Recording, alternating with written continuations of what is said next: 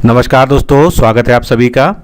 खंड शिक्षा अधिकारी के लिए जो हम लोग मॉडल पेपर को सॉल्व कर रहे थे, आज उसमें हम तीसरा भाग देखेंगे, जिसमें हम लोग सामान्य अध्ययन यानी जनरल स्टडीज़ के महत्वपूर्ण अति संभावित प्रश्न और उनकी संपूर्ण व्याख्यात्मक हल को जो है इस वीडियो में हम देखेंगे।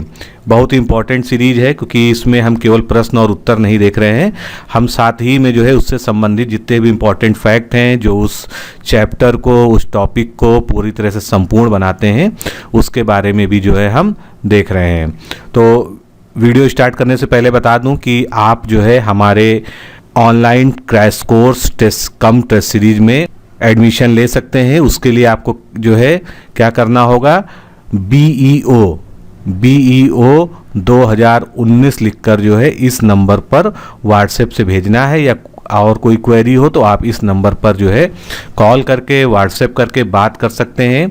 इस टेस्ट में कुल 11 फुल सिलेबस टेस्ट हैं, जिसका डेमो आप देख ही रहे हैं लगातार, और इसी प्रकार के क्वेश्चन, इसी प्रकार की व्याख्या आपको मिलेगी। 4 करंट अफेयर्स के टेस्ट हैं।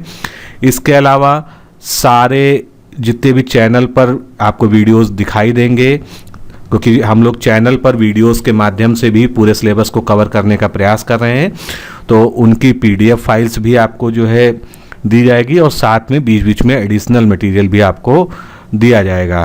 तो आप जो है ज्वाइन करने के लिए डिकोड एग्ज़ाम का ऐप डाउनलोड कर सकते हैं, उसके बाद जो है वहाँ से ज्वाइन कर सकते हैं। साथ ही अगर कोई भी दिक्कत हो तो आप इस नंबर पर पूछ सकते हैं।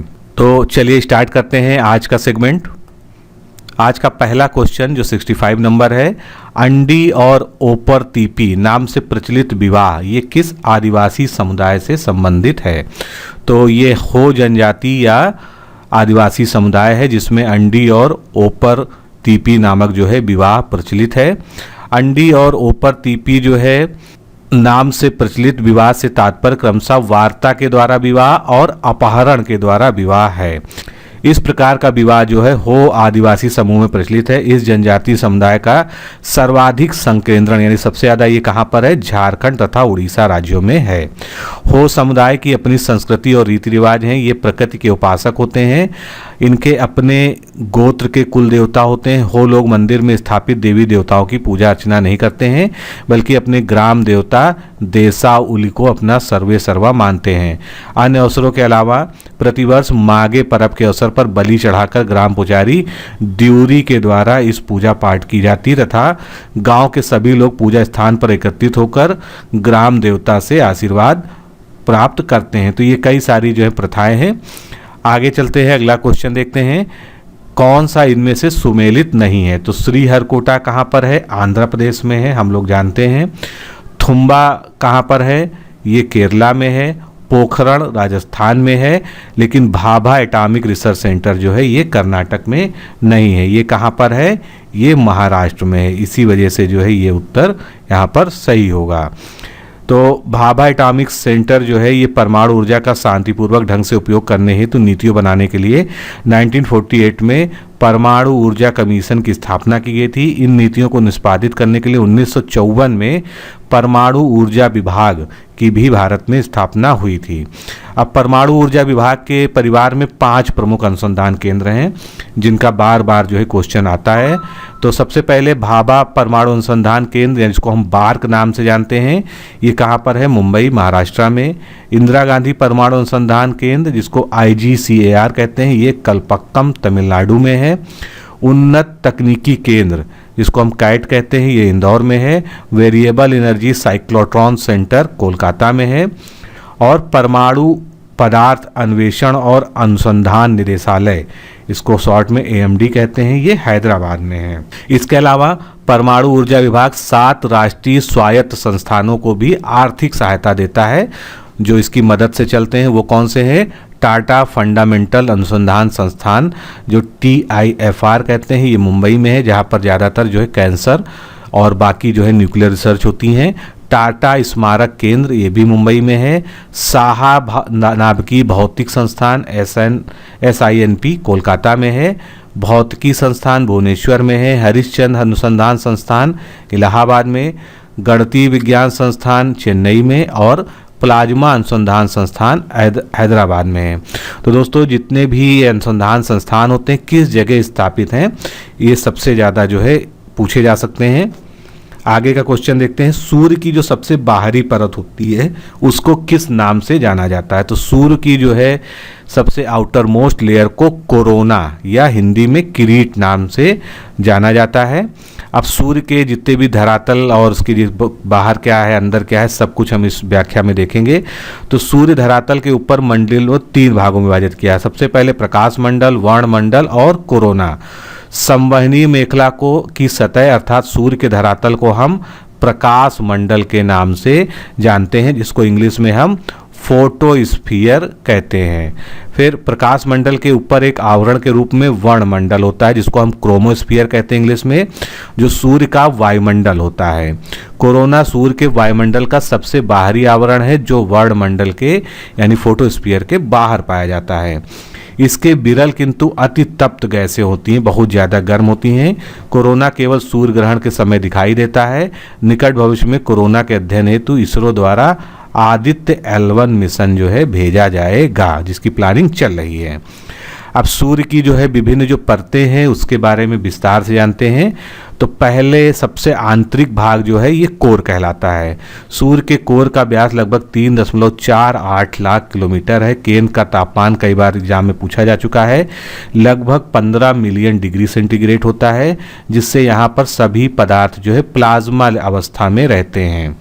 ना तो वो ठोस होते हैं ना द्रव होते हैं, बीच की अवस्था जो प्लाज्मा होती है, जो पदार्थ की चौथी अवस्था होती है। यहाँ पर नाभिकीय संलयन यानी न्यूक्लियर फिशन की जो है क्रिया चलती रहती है, जिसके कारण ही जो है हाइड्रोजन हीलियम के इंटरचेंज से जो है काफ़ी सारी ऊर्जा विमुक्त होती है।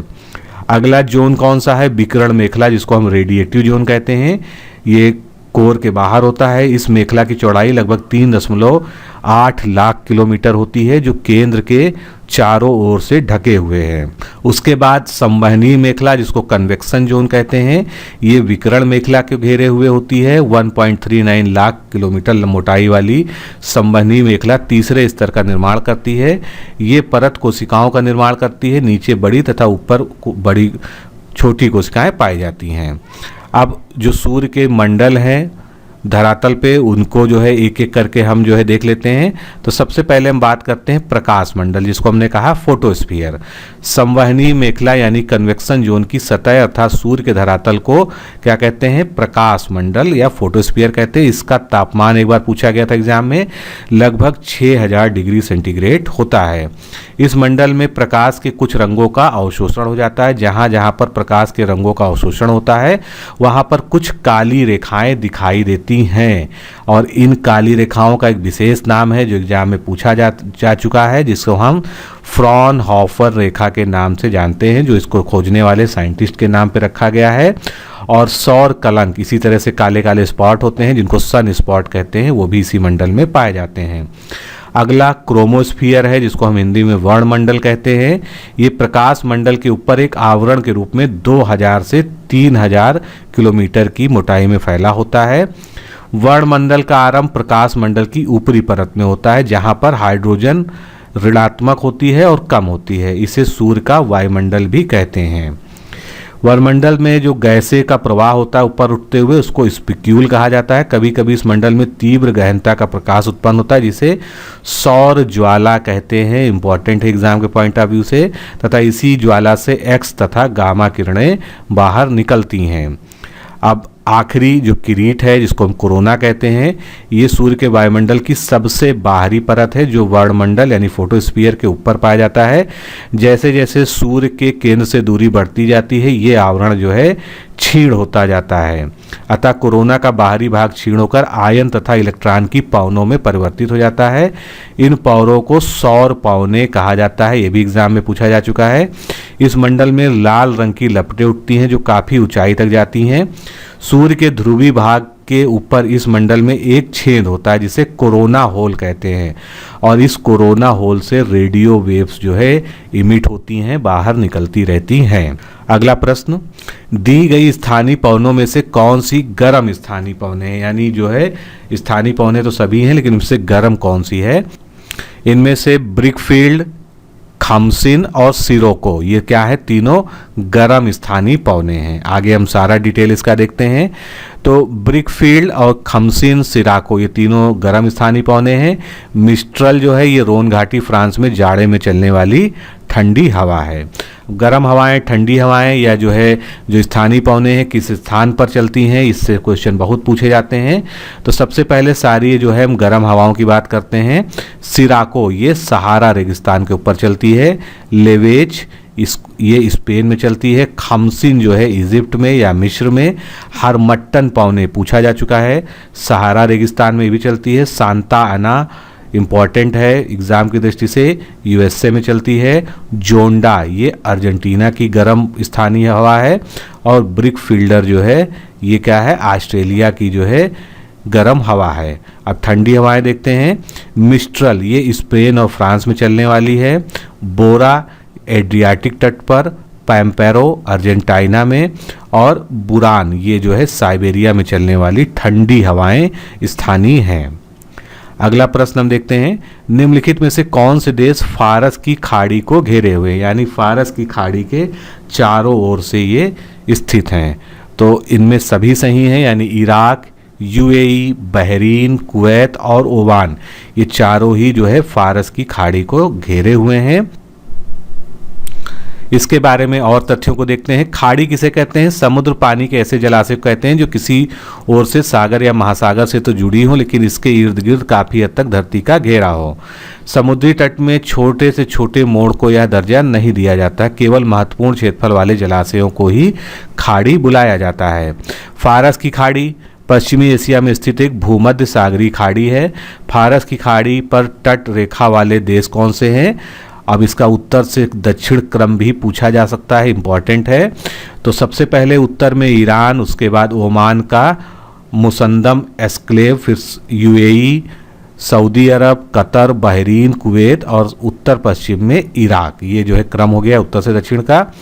टिग्रिस नदी जिसे दजला नदी भी कहते हैं, ये तुर्की के टारस पर्वत के दक्षिण पूर्वी भाग से निकलकर फरात नदी से कुराना नामक स्थान पर मिलकर फारस की खाड़ी में गिर जाती है। हार्मुज जल संधि ये पश्चिम एशिया में स्थित है जो ईरान के दक्षिण में फारस की खाड़ी को ओमान की खाड़ी से अलग करता है। अंतर्राष्ट्रीय तेल व्यापार की दृष्टि से ये जल संधि बहुत ही महत्वपूर्ण है क्योंकि ईरान, इराक और कतर जैसे देश तेलों के निर्यात का जो है यही प्रमुख मार्ग है। बंगाल की खाड़ी विश्व की सर्वाधिक क्षेत्रफल वाली खाड़ी है जबकि हडसन की खाड़ी सबसे लंबी तटरेखा वाली खाड़ी है। तो ये भी दोनों तट जो है बहुत महत्वपूर्ण है। अब ये खाड़ियाँ हैं, इनका वर्ग किलोमीटर में क्षेत्रफल दिया है तो इस हिसाब से आप देख सकते हैं कि बंगाल की खाड़ी का जो है सबसे ज़्यादा है, फिर मैक्सिको की खाड़ी, फिर हडसन की खाड़ी, फारस की खाड़ी, सेंट लॉरेंस की खाड़ी, कैलिफोर्निया की खाड़ी और इंग्लिश चैनल। तो ये जो है इसका जो है क्रम भी हो गया। अब यहाँ पर जब खाड़ियों की बात चली है तो जल संधियाँ भी महत्वपूर्ण हैं और इनसे भी प्रश्न जो है आता रहता है। सबसे पहले बात करते हैं बास्पोरस जल संधि। ये किनको जोड़ती है? ये काला सागर तथा मरमरा सागर को जोड़ती है और इन सब चीज़ों को समझने के लिए आपको मैप का सहारा लेना चाहिए। मैप में इन खाड़ियों को आप मार्क करें तब आप अच्छे से याद हो जाएगा कि कौन सी जल संधि किसको जोड़ रही है। इसकी स्थिति कहाँ है? तुर्की के पास है। सुंडा स्ट्रेट या सुंदा जल संधि ये जावा सागर तथा हिंद महासागर को जोड़ती है जो कि इंडोनेशिया में स्थित है। बास जल संधि ये तस्मान सागर और दक्षिण सागर को आपस में जोड़ती है। कुक जल संधि जो कैप्टन कुक के नाम पर रखी गई है ये दक्षिणी प्रशांत महासागर को के जोड़ती है, न्यूजीलैंड में स्थित है। फार्मोसा जल संधि ये जो है दक्षिण चीन सागर और पूर्वी चीन सागर को आपस में जोड़ती है, इंपॉर्टेंट एग्जाम के दृष्टि से। तातार जल संधि जापान सागर और ओखोटस सागर ये कहाँ पर है? ये रूस में जो है स्थित है, पूर्वी रूस और सखालिन द्वीप समूह के बीच में। सुंगारू जल संधि ये जो है जापान सागर और प्रशांत महासागर को जोड़ती है। मक्कासर जल संधि ये जावा सागर और सेल्विस सागर को जोड़ती है, इसकी स्थिति इंडोनेशिया में है। डोबर जल संधि कई बार पूछा गया एग्जाम में, मोस्ट इंपॉर्टेंट है। इंग्लिश चैनल और उत्तरी सागर को आपस में जोड़ती है, इंग्लैंड और फ्रांस। डेनमार्क जल संधि ये उत्तरी अटलांटिक और आर्कटिक महासागर को जोड़ने वाली जल संधि है जो ग्रीनलैंड और आइसलैंड के मध्य में स्थित है। ऑर्बिटो जल संधि एड्रियाटिक सागर और आयोनियन सागर को जोड़ती है। ये जो है इटली और अल्बानिया के जो है मध्य इसकी स्थिति है। अगला प्रश्न देखते हैं जो फिजिक्स से रिलेटेड है। एक ट्रेन जैसे ही चलना आरंभ करती है उसमें बैठे हुए यात्री का सिर पीछे की ओर झुक जाता है। तो पीछे की ओर झुकने का कारण क्या है आप अच्छी तरह से जानते हैं, जड़त्व या स्थिरता का जड़त्व। स्थिरता का जड़त्व यानी इनर्शिया ऑफ रेस्ट। अब इसके बारे में जो है हम फैक्ट देखते हैं और न्यूटन के जितने भी गति संबंधी नियम है सभी को हम एक एक करके यहाँ पर उसके उदाहरण सहित समझेंगे। तो स्थिरता के जड़त्व के नियम के अनुसार यदि कोई वस्तु विरामावस्था में है यानी वो विराम की अवस्था में है तो या एक सरल रेखा में समान वेग से गतिशील है तो उसकी विरामावस्था या समान गति की अवस्था में परिवर्तन तभी होगा, इस शर्त में होगा जब उस पर कोई भी बाह्य बल आरोपित किया जाए। अगर उस पर बाह्य बल आरोपित नहीं किया जाता है तो जो विराम में वस्तु है वो विराम में रहेगी, जो एक सीधी रेखा में चल रही है वो वैसे ही चलती रहेगी।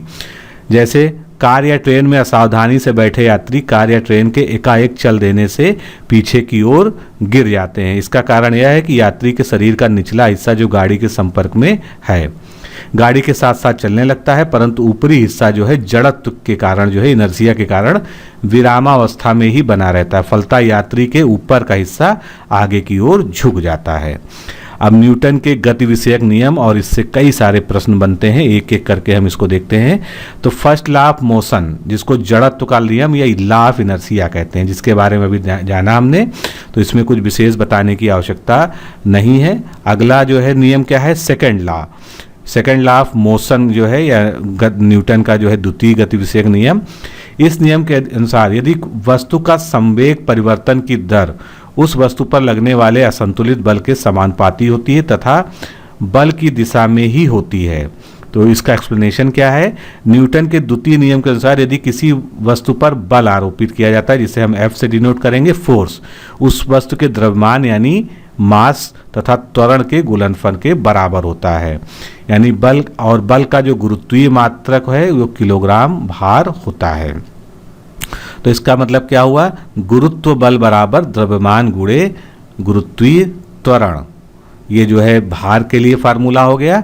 और F = mg होता है, यानी जो बल होता है किसी वस्तु पर आरोपित वो उसके द्रव्यमान और त्वरण के जो है गुणनफल के बराबर होता है। तो इससे जो है क्या प्रायोगिक जो है इसके उदाहरण ये देखते हैं।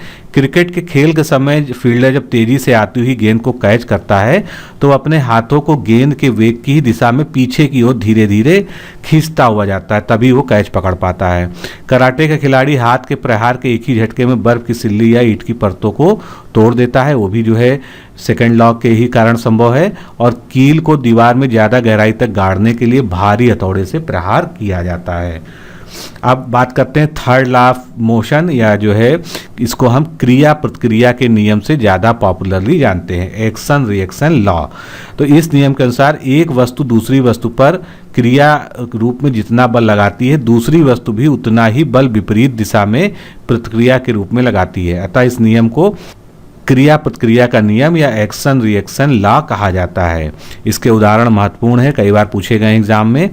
बंदूक से गोली जब छोड़ी जाती है तो बंदूक द्वारा गोली पर आगे की ओर एक बल आरोपित होता है, जबकि गोली भी बंदूक पर एक समान परंतु विपरीत दिशा में प्रतिफल करती है, यानी प्रतिक्रिया बल देती है, जिससे बंदूक पर भी पीछे की ओर झटका लगता है, बंदूक पीछे की ओर हट जाती है। रॉकेट की गति उससे निकलने वाली गैसों की प्रतिक्रिया के फलस्वरूप होती है। नाव को जल में चलाने के लिए चप्पू से पानी को पीछे ढकेलना पड़ता है। ये सभी जो है थर्ड लॉ के उदाहरण हैं। अब यहीं पर जो है हमने संवेग संरक्षण की भी बात करते हैं, law of conservation of momentum. यदि एक या एक से अधिक वस्तुओं के निकाय यानी सिस्टम पर कोई असंतुलित बल कार्य ना कर रहा हो तो निकाय का कुल संवेग संरक्षित रहता है या कंजर्व रहता है। इसी को संवेग संरक्षण का नियम कहते हैं। सबसे ज़्यादा इंपॉर्टेंट यही नियम है क्योंकि इसके बार बार उदाहरण जो है एग्जाम में पूछे जाते हैं। जैसे कि जो रॉकेट प्रपल्सन होता है इसमें रॉकेट का उड़ना न्यूटन के प्रतिक्रिया तथा संवेग संरक्षण पर आधारित होता है। बंदूक से गोली छोड़ते समय बंदूक जो है जो पीछे हटती है, बंदूक जो है गोली आगे की ओर जाती है, ये भी जो है संवेग संरक्षण का नियम और थर्ड लॉ के अकॉर्डिंग होता है। अगला प्रश्न, जैव विविधता यानी बायोडाइवर्सिटी के जो हॉटस्पॉट हैं उसके बारे में जो है कौन कौन से कथन सत्य हैं, ये हमको इस प्रश्न में देखना है। तो जैव विविधता हॉटस्पॉट की पहचान अंतर्राष्ट्रीय प्रकृति संरक्षण संघ, जिसको हम international union for conservation of nature and natural resources IUCN के द्वारा किया गया है। बिल्कुल सही कथन है। बायोडाइवर्सिटी हॉटस्पॉट को उनकी वनस्पति के अनुसार परिभाषित किया जाता है, ये भी कथन सही है। भारत के में पूर्वी घाट और पश्चिमी घाट में जैव विविधता हॉटस्पॉट हैं, ये कथन जो है गलत है। अब इसकी व्याख्या को हम देखेंगे जिससे आप जो है इसको टॉपिक को पूरा क्लियर समझ सकें। बायोडाइवर्सिटी हॉटस्पॉट एक ऐसा क्षेत्र होता है जहां उच्च मात्रा में बायोडाइवर्सिटी या जैव विविधताएं हैं जो मानव गतिविधियों द्वारा आवास की हानि को अनुभव करती है। कंजर्वेशन इंटरनेशनल के अनुसार जैव विविधता हॉटस्पॉट के लिए क्या मानक होते हैं, तो सब इसको बहुत अच्छे से समझ लीजिए। एक क्षेत्र में वैस्कुलर प्लांट्स की कम से कम 1500 प्रजातियां दुनिया के कुल यानी 0.5% होना चाहिए। उसके अलावा इनके कम से कम 70% मूल आवास खो जाने चाहिए। अगर 70% जो है ये मूल आवास में नहीं है यानी नष्ट हो चुके हैं। दूसरी कंडीशन, तीसरा, आज दुनिया भर में 35 हॉटस्पॉट की पहचान की गई। तो इस तरह से जो है ये दो मानक जो हैं, और जब इन क्षेत्रों को एक बार पृथ्वी की भूमि की सतह पर लगभग 16% कवर किया गया था, लेकिन आज इनका आवास जो है 86% नष्ट हो गया है। हालांकि अब हॉटस्पॉट केवल 2.3 भूमि को कवर करते हैं परसेंट में, और दुनिया के वैस्कुलर प्लांट्स का 50% और लैंड वर्टिब्रेट्स का 42% एक हॉटस्पॉट के लिए इंडेमिक है। ये प्रेजेंट कंडीशन है। अगला प्रश्न देखते हैं। चिकित्सा के क्षेत्र में लाल बायोटेक्नोलॉजी या रेड बायोटेक्नोलॉजी का संबंध निम्न किनसे है? तो चिकित्सा के क्षेत्र में जीन थेरेपी, औषधि प्रशासन, फार्मेकोजीनोमिक्स, अनुवांशिकी परीक्षण और वायरोथेरेपी यानी सभी जो दिए हुए हैं, इन सभी का संबंध या इनके अंतर्गत जो है ये लाल जैव प्रौद्योगिकी का प्रयोग किया जाता है।